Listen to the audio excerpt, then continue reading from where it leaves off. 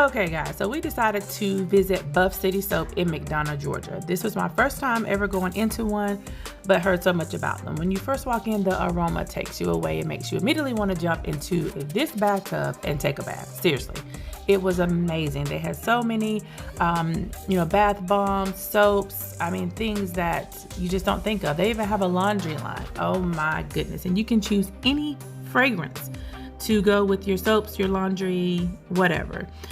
They hand make these things daily. Well, most of them, I'm sure they have some things, that are already on the shelf, but for the most part, they're handmade daily and you can request what you want made.